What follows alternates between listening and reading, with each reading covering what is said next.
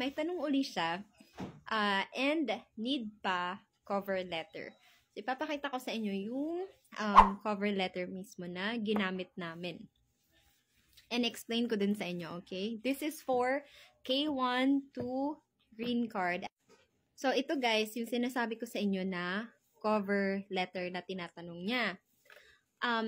To answer the question, kung need ba talaga yung cover letter, it depends on you. Nag-check ako, hindi naman siya required or hinihingi talaga mismo.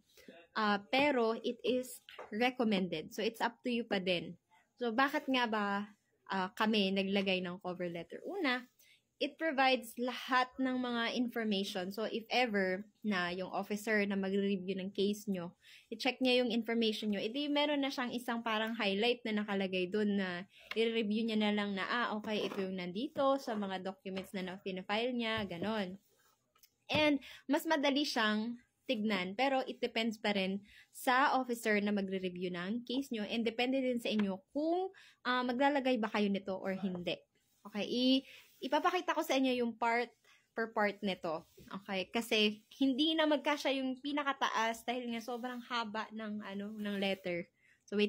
Okay, so ito yung pinakataas ng I-485 cover letter namin. Dito nilagay ko yung name of applicant. Name mo yan, yung ikaw yung ipipetition niya. And then yung address nyo kung saan kayo dito sa US. Phone number nyo na gusto nyong makareceive ng text message tungkol sa update sa inyong application. And same thing, email address mo or ng asawa mo. It's up to you kung anong gagamitin nyo. And then ito, United States Department of Homeland Security, U.S. Citizenship and Immigration Service. Attention, AOS, PO Box 805-887, Chicago, Illinois 60680. And then sa baba niyan is date. But before tayong mag-go through doon sa mga information na yon, again guys, it's very important to make sure na i-check nyo yung correct na PO Box. Kung saan nyo i-mail yung inyong application. Why? Kasi magkakos yan ng delay and hindi na siya magiging priority. And sa example, isend nyo siya sa UPS or sa FedEx, makikita nyo na delivered na yung inyong packet.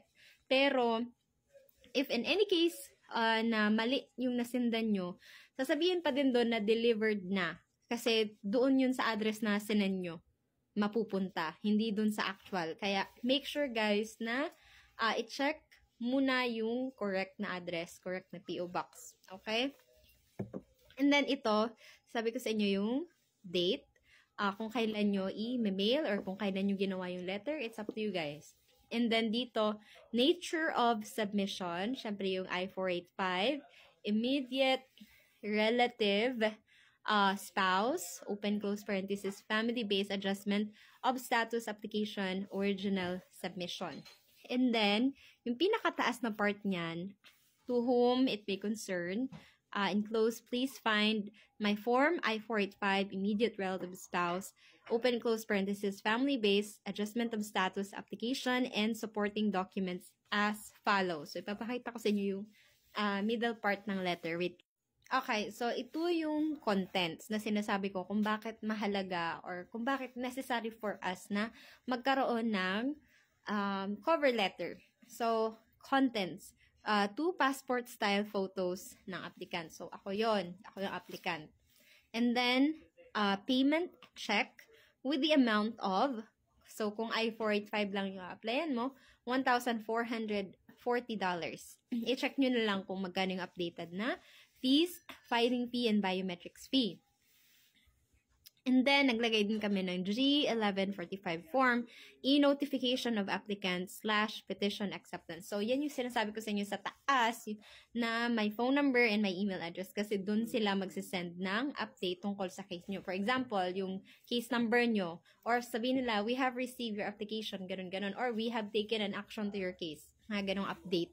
So, it's very important na maglagay ng phone number and email address. And then, copy of birth certificate ko. So, kung ikaw yung petition or ikaw yung applicant, so birth certificate mo. And then, copy of passport biographic page ko. And copy of K1 visa, passport, and US entry stamp. So, di ba pag pumunta tayo dito, tatatakan yun ng immigration. So, yun, pina-photocopy ko and then sinama ko din siya. And then, copy of Form I-797 or yung NOAA 1 and then yung NOAA 2 approved notice. And then, yung NVC acceptance letter, isinama ko din po. And then, yung copy of I-94 arrival admission record.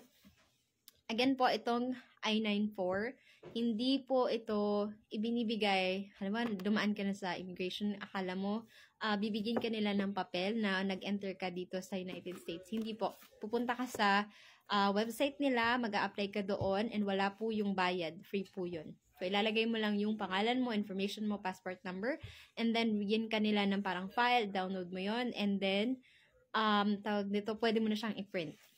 So, yun lang yun. And then, yung copy of vaccination documentation worksheet or the DS-3025. And then, copy of the marriage certificate, proof of relationship or wedding photos, joint bank account, kung nakapag-apply na kayo. And then, Form I-864, yung sa proof.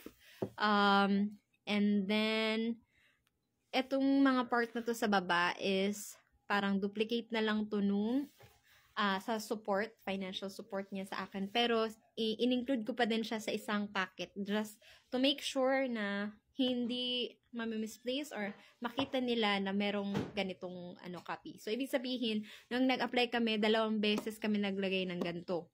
Kasi parang nilagay namin siya sa 4 na Manila envelope. Una is the I-485, tapos merong I-864 na mga supporting documents. Para iniisip ko kasi pag nag-review yung officer, makikita niya na agad doon. Pero just in case na hindi niya makita, meron pa din kaming isang envelope just for the supporting documents ng yung mga tax information. Ayan, yung 1040, W2, 1099, and then yung birth certificate niya, yung asawa ko. And then yung copy certificate ng employment, paychecks, and then biographic page, and of the passport ng petitioner. So, ayun lang. Ipapakita ko naman sa inyo yung pinakababa na last part. Dami ko sinasabi, sorry na guys. Okay, ito na guys yung pinakakabuuan niya. Pero just like what I said, sasabihin ko sa inyo yung pinakadulong part niya sa baba. Ito. Copies of the documents submitted are copies, exact photocopies, and unaltered documents, and I understand that I may be required to submit original documents to an immigration or consular officer at a later date. So, just in case lang na hingan kayo ng additional na proof or talagang kailangan ng original copy, magsasend naman sila sa inyo ng letter if in case. Kung kinakailangan lang. And then, sa baba, signed, yan. And then, the applicant, ako yan. So, lagay mo dyan, just sa naka-delete na yan or naka-cover, lagay mo dyan yung pangalan mo, and then sa taas nun, lagyan mo ng pirma. Again, guys, this is just a suggestion. And sana makatulong sa inyo if in any time right now this year na gusto nyong mag-apply ng adjustment of status, papunta kayo dito sa US, nag-iisip kayo kung paano mag-apply. I hope guys na this would help you out in your process because I know how difficult it is and so frustrating na maghanap kung saan-saan ng mga sources na talagang makakatulong sa inyo. But again and again, sinasabi ko sa mga videos ko na please do your own research and make sure na before mag-submit, it is completed to avoid any other kind of delays. Have a good day. Bye-bye!